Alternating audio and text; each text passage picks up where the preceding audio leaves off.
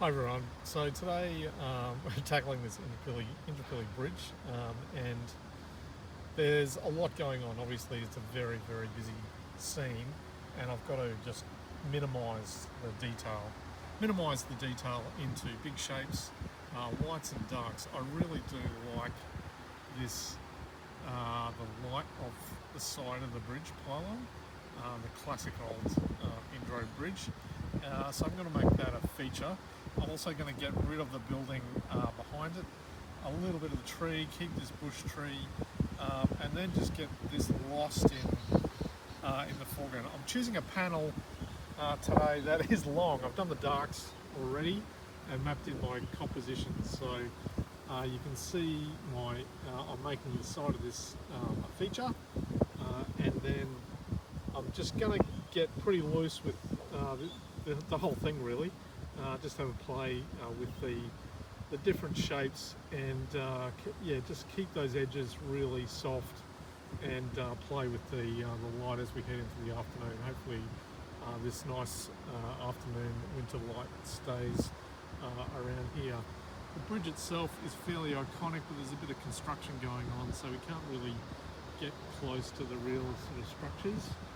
We've got a few peeps down around that corner down there doing some extra painting. I have my standard palette of ultramarine blue, Alzirium claret, which is the same as Alzirium crimson, but more light fast apparently. A little bit of cad red, Aussie red gold, or Indian yellow red shade, which is the Michael Harding, or the Art Spectrum. So it's a bit more of an earthy colour. Cad yellow, cad lemon, unbleached titanium. So it's like a creamy colour, great for just desaturating light colours without getting the chalkiness of the white. And I've got a little bit of neutral grey here. So let's get into this. Today, I've just said in the intro that we're at Indooroopilly Bridge. It's in Brisbane, in the sort of inner west. It connects the north and south of Brisbane, and this bridge is fairly iconic. Actually, it was built in the 1930s. It's called the Walter Taylor Bridge, not just the Indro Bridge. It was a toll bridge early on, but then it moved to a standard bridge. And there's other sort of transport ways to get around Brisbane without having to use this bridge. It does congest up at various times of the day, obviously, but it is a pretty iconic piece of architecture that people love in the area, and it holds a strong connection with various people in the area. I use like a burnt sienna underpainting wash here. I just wash it out with some gum turpentine so it strikes off really quickly. And I'm putting my darks together using a bit of ultramarine blue and some Alzirian claret in the mix.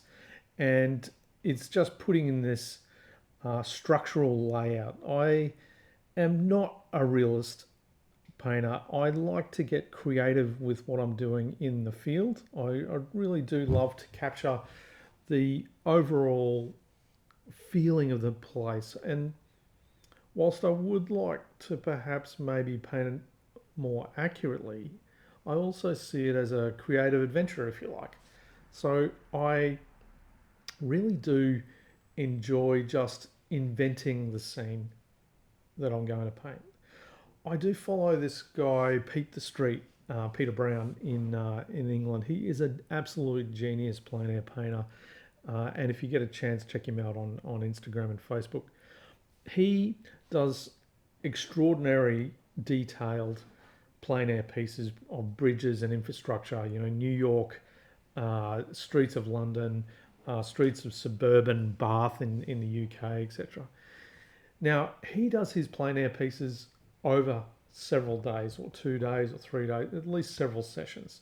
So it allows, especially with oil paint, to get a much more detailed approach. Whereas when Paul and I and Gary turn up to these locations, we have 3 hours, 3 to 4 hours, absolute max, to capture the scene. So you do have to get creative around minimizing the scene and choosing what's important to you around the composition for a start.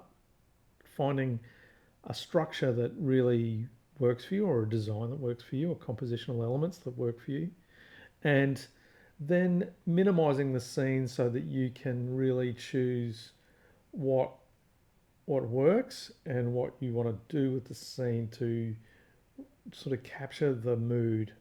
Um, when I turned up to this location, I was very uninspired. I'd have to say I'm not really a bridge painter, but the one thing that did capture my attention was the light hitting the edge of that distant pylon, and you can see that in the small thumbnail on the side there.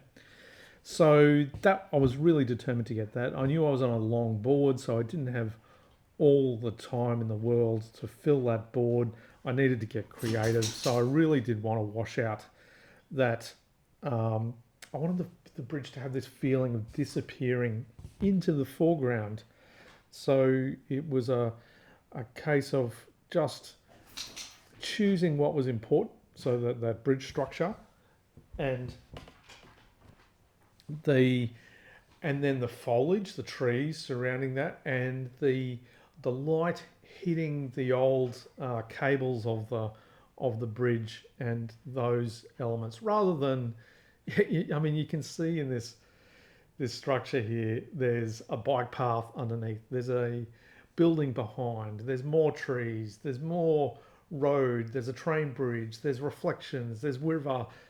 I just gave all that away because I really do just want to give the feeling of this bridge appearing out of nowhere and disappearing. It's a time connected. Hey, this is how it's sitting within its space. The bridge is everyone in Brisbane will connect with this scene.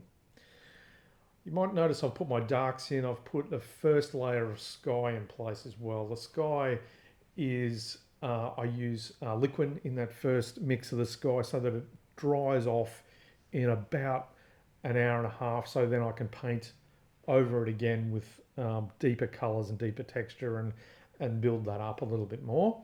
And then I go for my lightest lights after I do that dark structure. I've also gone for some dark greens in that space to really establish those darks. I watched Warwick Fuller at Easter paint down in Canberra. I watched a session of him, and amazing. He's the King's painter when the King visits Australia, and he's probably Australia's almost most well-known plein air painter. And I was amazed at how much dark he puts in his initial wash. He really goes hard in that space. And I guess with oil painting, it's very hard to go dark later in this piece. And so from now on, I am introducing much more dark into the scene early on to establish that depth. So I can always build up the lights over time as long as it doesn't get too muddy.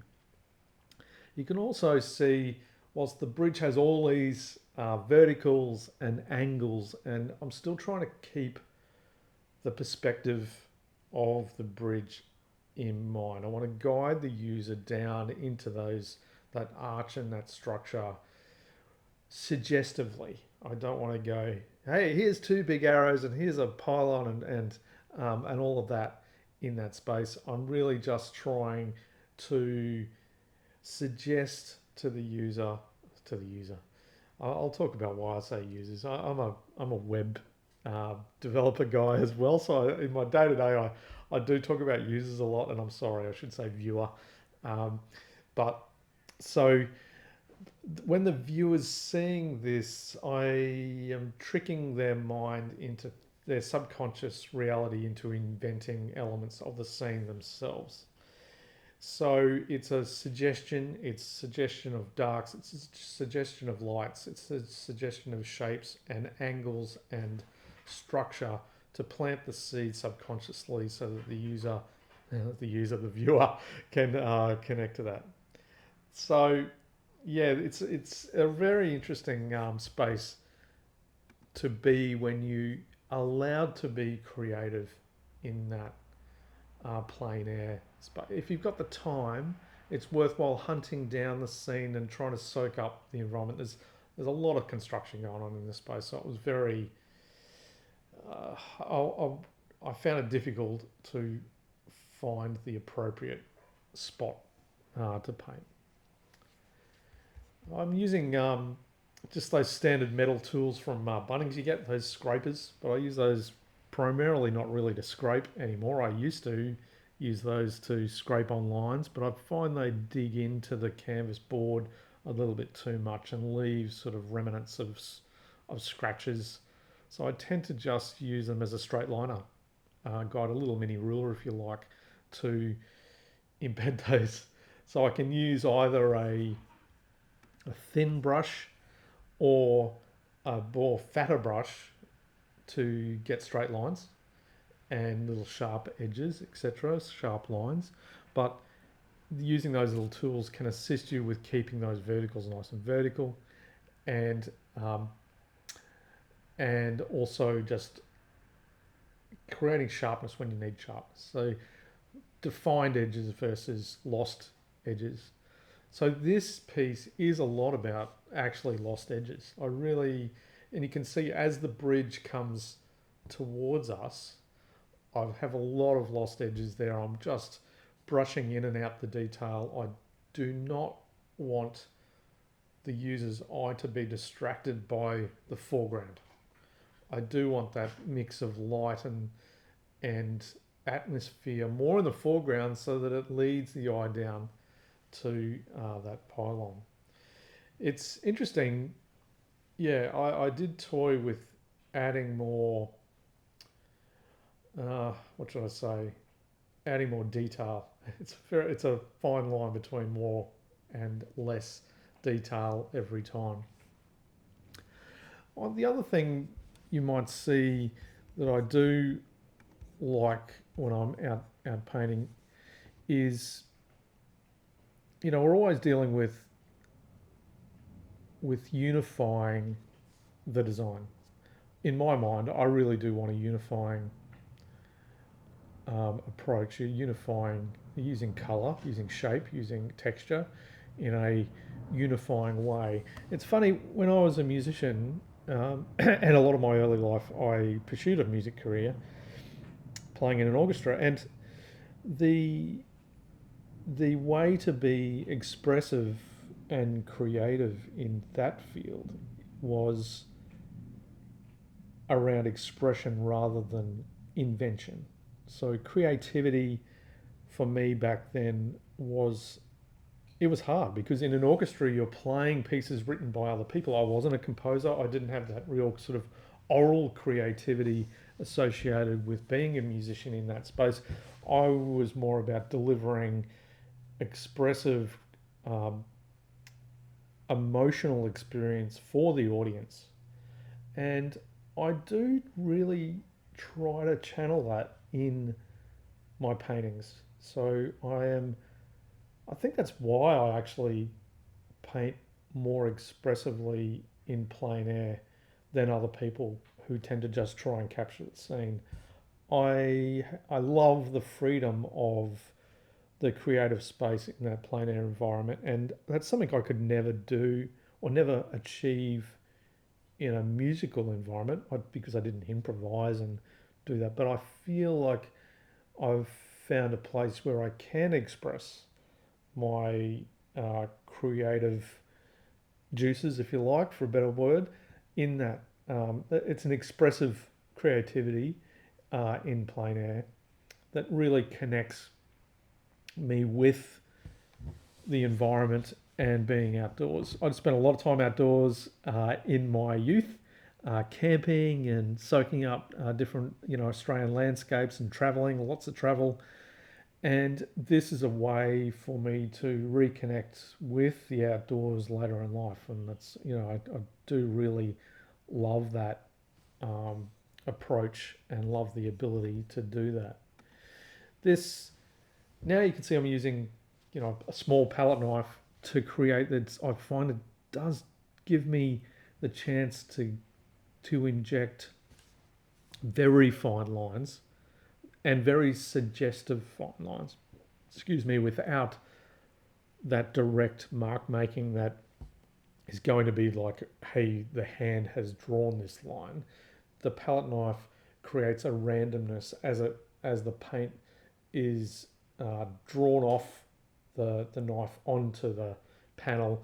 It collects at a various sort of richness and randomness that I like. I am drawn to that random kind of approach to the design. So look, now I've gone back in and I am highlighting the highlights in this piece. I also have done the warmth of the sun touching the green foliage, the trees, that gum tree on the far side of the riverbank there, and I've washed out the edges of the bridge as closer. So hopefully that gives you a sense of place, a sense of mood with this. And see, now I can go back in and address the sky elements and mix up the sky elements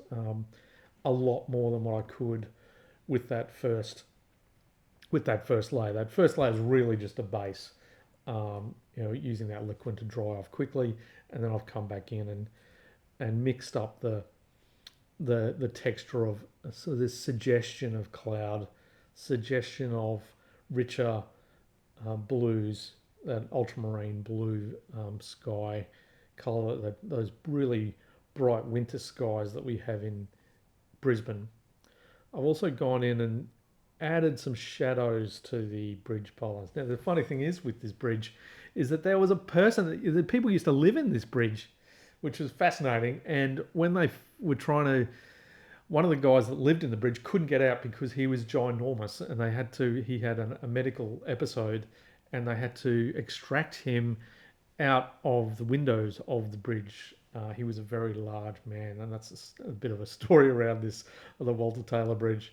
But yeah, hopefully you like this piece. It will be at our exhibition in October called About Town up at Lethbridge, Paddington Art Space there in Paddington. So please reach out if you've got any questions or comments. I'd love to hear from you, and I'd love if you'd like to subscribe.